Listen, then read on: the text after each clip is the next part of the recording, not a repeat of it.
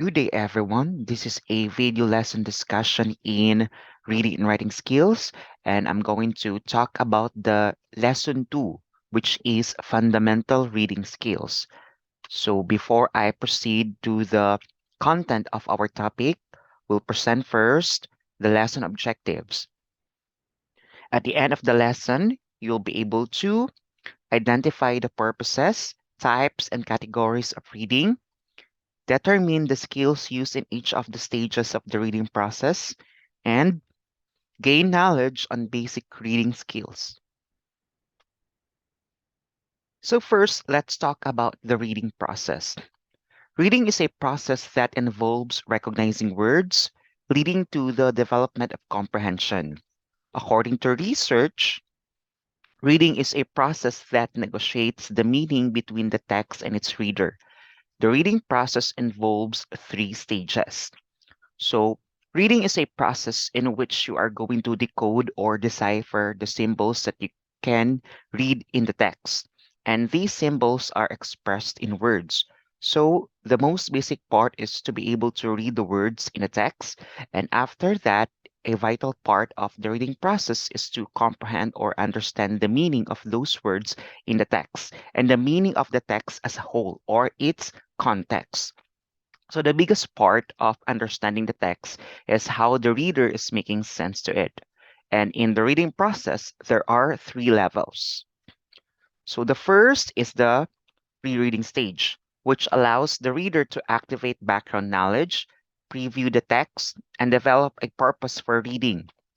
A strategy for students to utilize during this stage is to look at the title of the selection and list all the information that comes to mind about the title.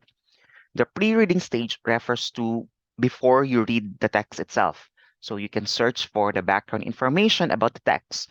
If you read a novel or short story, you can look for information about the inspiration of the author, why he or she wrote that story, or the origin of the conception of that story, so that you can have ideas what you're going to expect in a story and make some sense about it. Or if you are reading an essay or article, you may investigate the events that shape to that article or essay. The second stage occurs during reading or while reading stage, when the reader makes predictions as they read and then confirms or revises the predictions. For example, a double entry journal enables the reader to write the text from the reading on one side and their personal reaction on the other side. This means that the second stage happens when you actively engage yourself while you're reading the text. You analyze the information, you make assumptions, you do your own evaluation, and changes it if you come up with different ideas later due to getting another information. So you as a reader, as an active participant in the reading process. The final stage occurs after reading or post-reading stage and allows the reader to retell the story, discuss the elements of a story, answer questions, and or compare it to another text.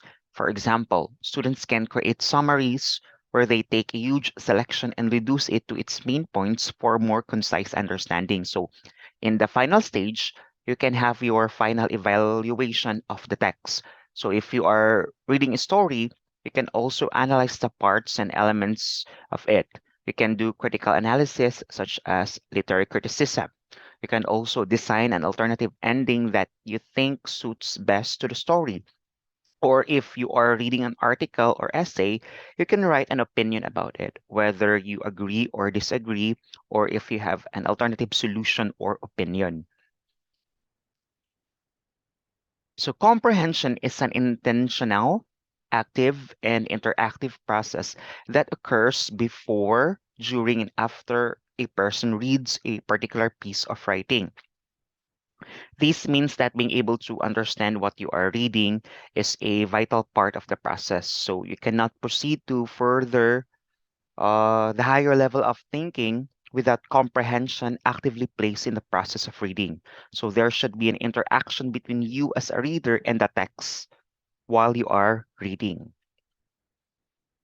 So let's proceed to the basic reading skills. So there are reading techniques depending on your need or intention. So it is helpful to identify which one do you need in order to get the information you needed in any given circumstances. So we have rapid reading. It aims to locate specific information or main ideas in a very short span of time. Examples of this include skimming and scanning, which are both pre-reading skills. So when you need to get information from a text in an instance, or if you need to locate information in a short period of time, you can use rapid reading for your convenience. Next, we have skimming. So when you try to get the general idea by reading through the text quickly, what you do is skimming. It is a type of quick reading which aims to get the main idea and to get an overview of the material. It is usually done when reading newspapers, magazines, books, and letters.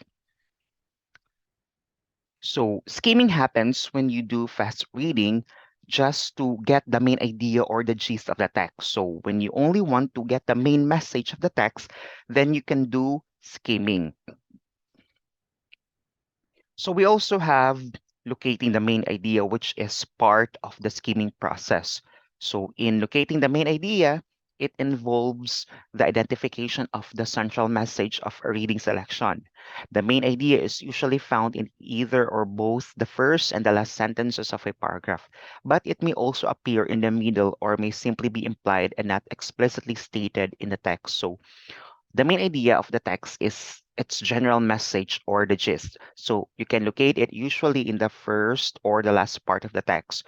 If it is expressed in the first sentence, then the structure is in deductive order. You start with the general premise, then followed by the specific details. So if it is expressed in the last sentence, then the structure is in inductive order. It starts with specific details and ended with the general conclusion, but it can also be located at the middle or it is just implied in the text. Thus, you need to analyze it from the text. And we also have scanning. Scanning is a quick reading strategy which aims to get specific information from a given text. So scanning is useful in locating the specific name of a board passer, looking for an email in your inbox, or checking specific information in a graph. So, which means that scanning is also quick reading, but you will only get the specific information that you needed. It's not necessary anymore to read the whole text. You just have to look for the specific information you want to get in the text. And we also have previewing. It is a skill wherein a reader looks over a material and focuses on the information he or she finds relevant. Previewing also allows readers to set the purpose and link the content of the material to their background knowledge. It is conducted during the pre-reading stage. So, previewing happens when you select information from a text that you consider as significant. Then you focus on checking the background about that information. This means that it happens during the pre-reading stage since you are searching for related information about the text you are reading, and your starting point is the information that you get from previewing. Next, we have literal reading. It involves the understanding of ideas and facts that are directly stated in the printed material. Skills under this category include note-taking, paraphrasing, and summarizing. These are done in the post-reading stage. So this type of reading refers to comprehending the information directly stated in the text.